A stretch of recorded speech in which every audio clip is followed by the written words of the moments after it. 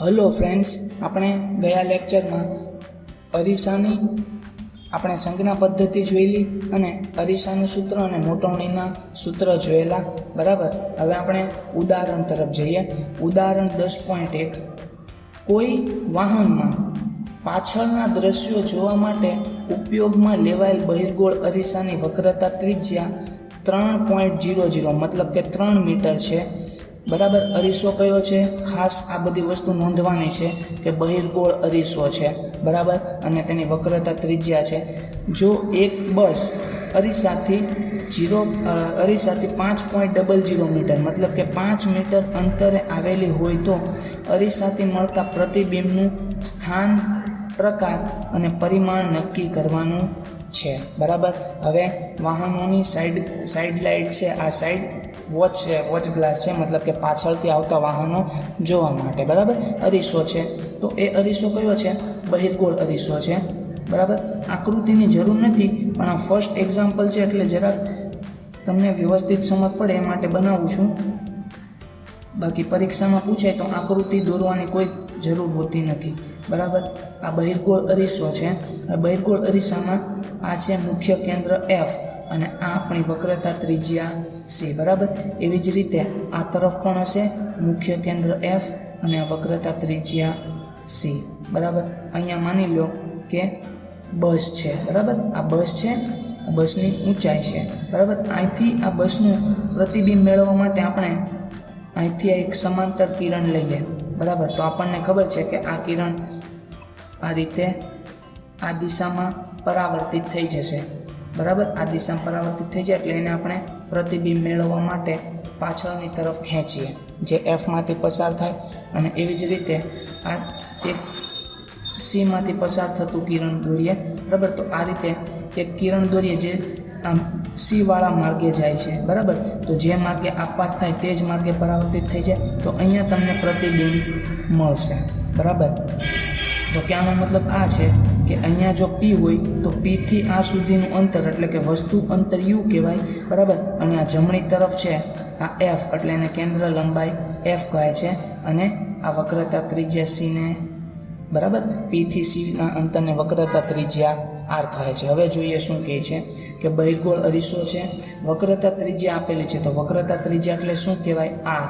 બરાબર. હવે યાદ રાખવાનું છે કે સંજ્ઞા પદ્ધતિ પ્રમાણે ધન કે ઋણ લેવાનું છે. તો આ કઈ દિશામાં છે? જમણી બાજુ છે એટલે કે ધન દિશામાં હોય. અથવા તો યાદ રાખજો કે બહિર્ગોળ અરીસામાં કેન્દ્ર લંબાઈ F અને વક્રતા ત્રિજ્યા હંમેશા ધન જ હોય. બરાબર. આ વસ્તુ યાદ રાખી લો તો પણ ચાલશે. તો આકૃતિની કોઈ જરૂર નહીં પડે. તો R બરાબર કેટલા છે? +3 લેવાના. બરાબર. એવી જ રીતે અરીસાથી 5 મીટર અંતરે બસ છે. તો આ અરીસો છે અને 5 મીટર અંતરે બસ છે. તો U તો હંમેશા માઇનસ જ હોય. એટલે U બરાબર કેટલા છે? -5. એકમ લખવાનો મીટર. બરાબર. હવે આપણે એક સૂત્ર ભણેલા કે R બરાબર 2F થાય. બરાબર. R બરાબર શું થાય? 2F થાય. Rની કિંમત આપેલી છે 3, અહીંયા 2 અને F. તો આના ઉપરથી આપણને F બરાબર કેટલા મળશે?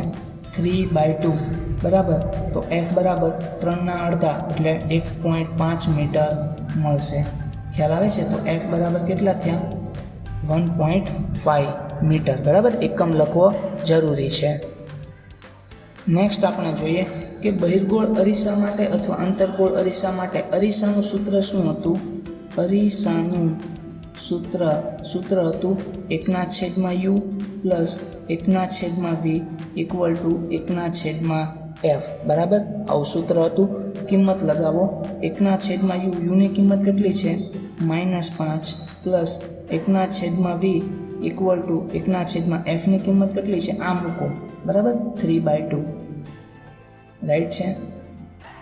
હવે માઇનસ નીચે હોય કે ઉપર હોય તેનાથી ફરક ના પડે એટલે ઉપર રાખીએ. -1/5 + 1/V = છેદનો છેદ અંશમાં જાય એટલે અહીંયા આવશે 2/3. રાઈટ છે.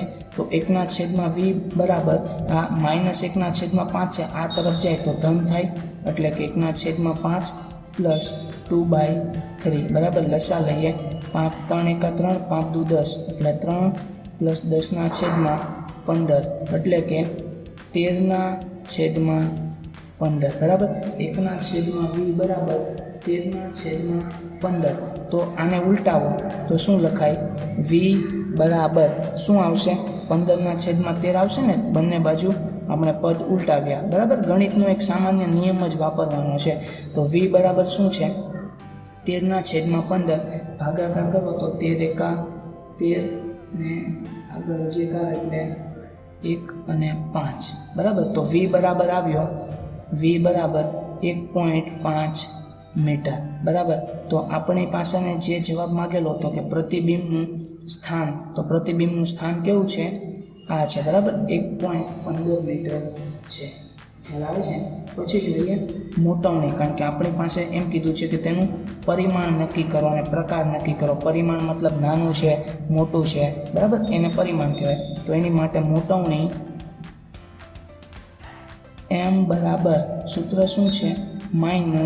-v/u બરાબર. સૂત્ર છે -v/u.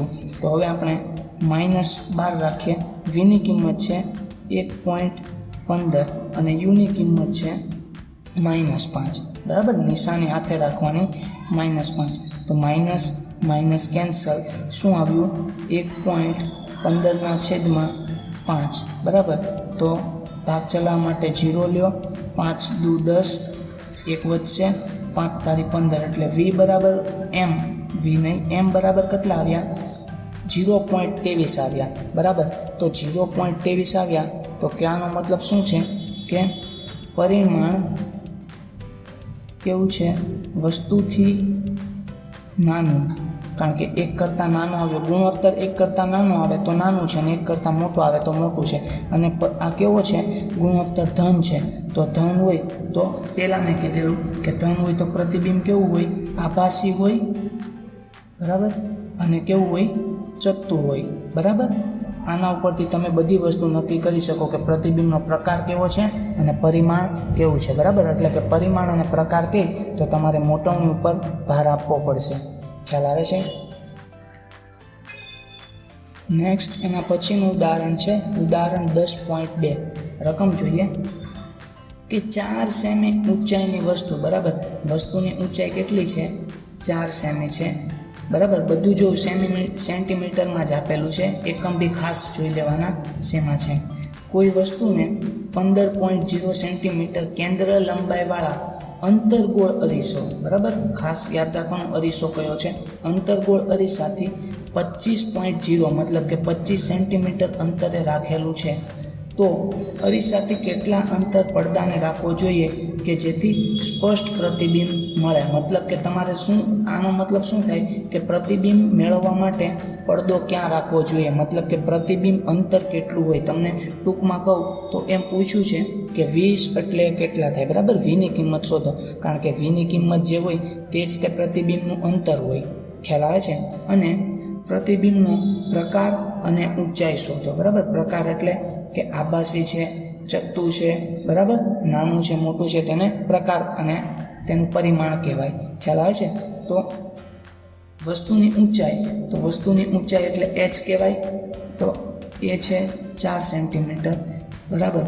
અને કોઈ વસ્તુ 15 સેમી કેન્દ્ર લંબાઈ ધરાવે તો f બરાબર 15 સેમી. પણ અરીસો કયો છે? અંતરગોળ અરીસો. અને અંતરગોળ અરીસામાં બધી વસ્તુ ડાબી તરફ હોય. મતલબ કે આ કેવા આવશે? -15 બરાબર. અને અંતરગોળ અરીસાથી 25 સેમી અંતરે રાખેલ છે. વસ્તુ કેટલા અંતરે રાખેલ છે?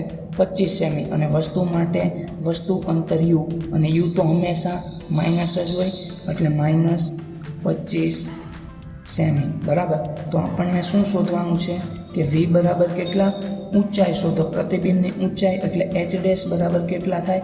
અને પ્રકાર શોધવાનો છે બરાબર છે. તો આપણી પાસે એક સૂત્ર છે અરીસાનું સૂત્ર. સૂત્ર શું છે? 1/v plus 1/u equal to 1/f બરાબર. આ સૂત્ર છે. કિંમત મૂકો.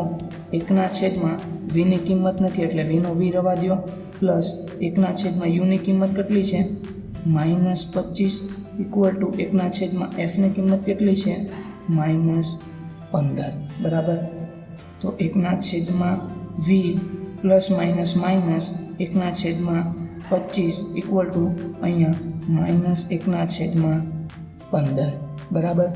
તો 1/v બરાબર આ -1/15 આ -1/25 આ તરફ આવે તો પ્લસ બનશે, તો પ્લસ 1/25 બરાબર.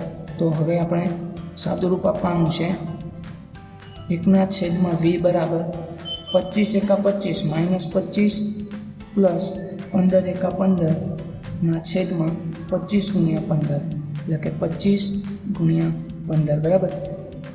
15માંથી 25 જાય તો -10 ના છેદમાં 25 ગુણ્યા 15 5 દુ 10 5 તારી 15. તો v બરાબર શું લખાય? v બરાબર આ ઉલટાય ને બરાબર, આ 1/v છે તો v બરાબર આ પદ ઉલટાય 25 ગુણ્યા 3 25 તારી 75 ના છેદમાં -2 એટલે કે માઇનસ ઉપર લઈ લો -2. તો v બરાબર -75 ના છેદમાં 2 75 ના અડધા 37.5 બરાબર. એટલે અહીંયા જવાબ આવશે 37.5 માઇનસમાં -37.5 એકમ છે સેન્ટીમીટર. તો અહીંથી આપણને આપણો પહેલો જવાબ મળી જાય કે પડદાને કેટલા અંતરે રાખવો જોઈએ, તો પડદાને -37.5 સેન્ટીમીટર અંતરે રાખો એટલે પ્રતિબિંબ એકદમ ક્લિયર મળશે બરાબર, સ્પષ્ટ મળશે. હવે તેનો પ્રકાર અને ઊંચાઈ જોઈએ તો મોટવણી m બરાબર મોટવણીનું સૂત્ર શું છે? -v ના છેદમાં u બરાબર. મોટવણીનું સૂત્ર શું છે? -v ના છેદમાં u. તો -v ની કિંમત જોઉં -37.5 અને u ની કિંમત જોઉં તો u ની કિંમત છે -25. ખ્યાલ આવે છે? માઇનસ પ્લસ અને આ માઇનસ તો હજી છે જ તે -37.5 ના છેદમાં 25 બરાબર. 37.5 ના છેદમાં 25 ભાગાકાર ઇઝી કરવા માટે ઉપર અને નીચે તરફ 4 ગુણો 37.5 દુ 75 અને 75 દુ 150 ના છેદમાં 25 ચોક 100 પોઈન્ટ કાપો એટલે -1.5. તો મોટવણી m બરાબર કેટલી આવી? -1.5 બરાબર. હવે મોટવણી કેવી છે? ઋણ છે. ઋણ હોવાથી તેનો પ્રકાર કેવો થાય? બરાબર, પ્રતિબિંબનો પ્રકાર થશે વાસ્તવિક.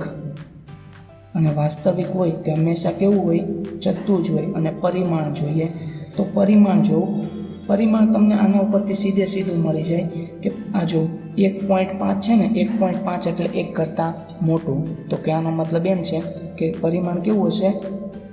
વસ્તુથી મોટું બરાબર. તો આપણને પ્રતિબિંબનો પ્રકાર મળી ગઈ છે. પણ અહીં આપણને ઊંચાઈ શોધવાનું પણ કહે છે બરાબર. ઊંચાઈ શોધો તો ઊંચાઈ શોધીએ. ઊંચાઈ મોટવણીનું એક સૂત્ર છે m બરાબર પ્રતિબિંબની ઊંચાઈ ને છેદમાં વસ્તુની ઊંચાઈ એટલે કે m બરાબર h ડેશ ના છેદમાં h. mની કિંમત શું છે? -1.5. h ડેશની કિંમત નહીં ખબર, hની કિંમત જોઉં 4. તો h ડેશ બરાબર 4 ગુણ્યા -1.5 બરાબર. 15 ચોક 60 એટલે -6 સેન્ટીમીટર બરાબર. તો જો તમને hની ઊંચાઈ પરથી બી ખ્યાલ આવે કે અહીંયા 4 છે અને અહીંયા 6 છે, મતલબ કે વસ્તુ કેવી છે? મોટી છે બરાબર. આના પરથી પણ કહી શકો અને આના પરથી પણ તમે પરિમાણ વિશે કહી શકો. ખ્યાલ આવે છે?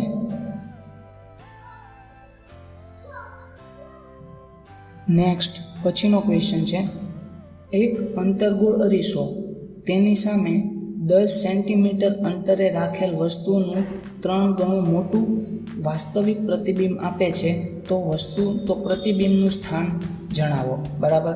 સૌપ્રથમ આપણે અરીસો નોંધીએ તો અરીસો કેવો છે? અંતર્ગોળ અરીસો છે અને તેની સામે 10 સેમી અંતરે વસ્તુ રાખેલી છે, મતલબ કે વસ્તુ અંતર u આપેલું છે એ -10 જ લેવાનું હોય બરાબર, કારણ કે વસ્તુ અંતર હંમેશા માઇનસ હોય. હવે જો કે વસ્તુનું 3 ગણું મોટું પ્રતિબિંબ આપે છે, પણ પ્રતિબિંબ કેવું છે? વાસ્તવિક છે બરાબર. હવે વસ્તુ કરતાં નાનું કે મોટું તે હકીકતમાં કયો ખ્યાલ છે? તો મોટવણી છે, બરાબર. આ વસ્તુ આપણે મોટવણી સમજ્યા ત્યારે જ મેં કીધેલું કે વસ્તુથી નાનું છે, મોટું છે, કદની જ્યારે સરખામણી કરે એ વસ્તુને કહેવાય મોટવણી. મતલબ કે અહીંયા તમને આપેલી છે મોટવણી m બરાબર કેટલા ગણું છે? તો 3 ગણું છે, બરાબર. હજી એક વસ્તુ કે મોટવણી તો 2 આવે, ધને હોય ઋણે હોય. કઈ રીતે ખબર પડે કે મારે ધન લેવી કે ઋણ લેવી? તો એના માટે મેં તમને કીધેલું કે જો મોટવણી m એ જો ધન હોય તો પ્રતિબિંબ હોય આભાસી અને ચત્તુ, અને જો મોટવણી m એ ઋણ હોય તો પ્રતિબિંબ હોય વાસ્તવિક અને ઉલટું, બરાબર. તો અહીંયા જો કેવું પ્રતિબિંબ છે? વાસ્તવિક પ્રતિબિંબ છે, બરાબર. તો મોટવણી કેવી લેવાની? ઋણ લેવાની. એટલે ઋણ લઈ લો -3. અહીંયા કૌંસમાં કારણ લખવાનું કે પ્રતિબિંબ વાસ્તવિક છે, બરાબર. વાસ્તવિક પ્રતિબિંબ હોવાથી મોટવણી કેવી લેવી પડશે? આપણે મોટવણી લેવી પડે ઋણ. હવે મોટવણીનું સૂત્ર છે m બરાબર -v/u, અને તમને પૂછે છે શું? કે પ્રતિબિંબનું સ્થાન જણાવો, મતલબ કે vની કિંમત શોધો, બરાબર. પ્રતિબિંબનું સ્થાન મતલબ vની કિંમત શોધો. તો બધી કિંમત છે ખાલી અપ્લાય કરવાની છે. m એટલે કેટલા છે? -3 -v/u ની કિંમત જોઉં તો uની કિંમત છે -10, બરાબર. તો પહેલાં આ માઇનસ અને આ માઇનસ કેન્સલ, માટે -3 બરાબર v/10. 10ને ઉપર તરફ લઈ જાઓ, માટે v બરાબર -3 × 10 એટલે કે -30, બરાબર. હવે જો અહીંયા -30 આવ્યા, બરાબર. v = -30 આવ્યા તો કહેવાનો મતલબ એમ છે કે જે પ્રતિબિંબ છે તે ડાબી બાજુ હશે, બરાબર. આકૃતિ દોરી આવી તો વસ્તુ પણ આ તરફ છે અને પ્રતિબિંબ પણ આ તરફ જ છે, બરાબર. બંને કેવું છે? ડાબી બાજુ છે. એટલે કેવું આવ્યું? તે માઇનસ આવ્યું, બરાબર. નિશાનીનો અર્થ આવો થાય છે. ખ્યાલ આવે છે?